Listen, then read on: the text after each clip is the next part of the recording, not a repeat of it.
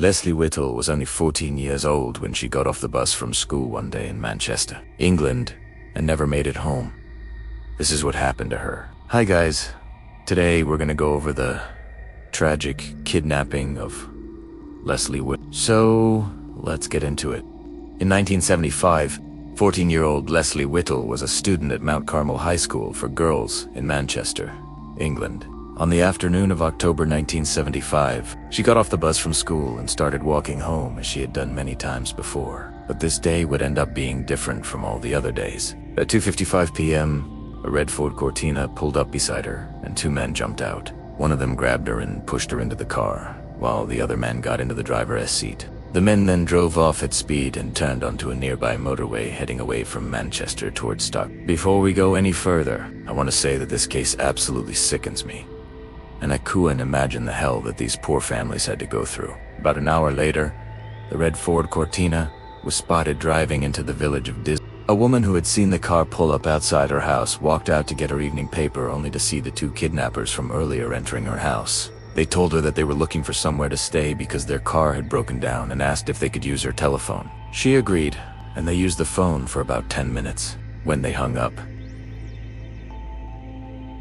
they left, and that was the last time anyone saw Lesley alive. At 3:30 p.m. that same day, a couple walking along a lane towards a railway bridge heard screams and looked over to see a young girl standing on the bridge about to jump. The girl ran off when she saw them, and they didn't think much of it until later when they realized that the girl was actually Lesley. That evening, after Lesley failed to come home, her parents contacted the police and told them that she was missing. They immediately began searching for her, but it quickly became clear that whoever had taken her had done their research and knew how to evade the police. Her parents put up missing posters all around town with a reward for her safe return.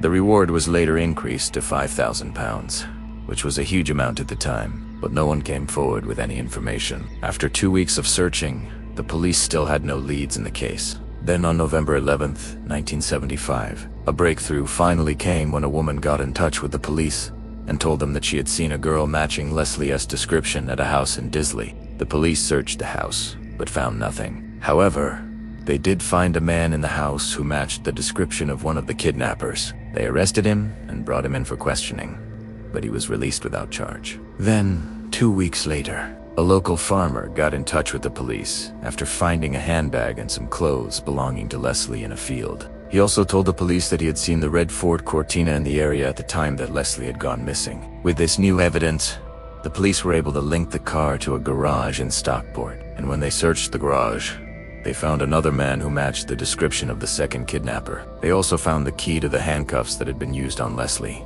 They arrested this man and brought him in for questioning, and after 8 hours of questioning, he confessed to the crime. The man led the police to a house in Greater Manchester where they found Lesley's body.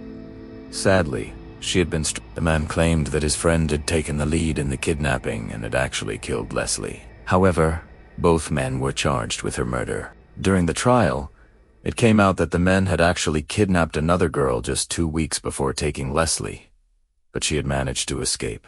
These two monsters were found guilty of both kidnappings and were sentenced to life in prison. I hope that the Whittle family have been able to find peace since this horrible tragedy. That's all for this video. I hope you learned something. If you want to learn more about criminal psychology, make sure to subscribe so you don't miss any new videos. All the sources used are added in the description box below. Thanks for watching.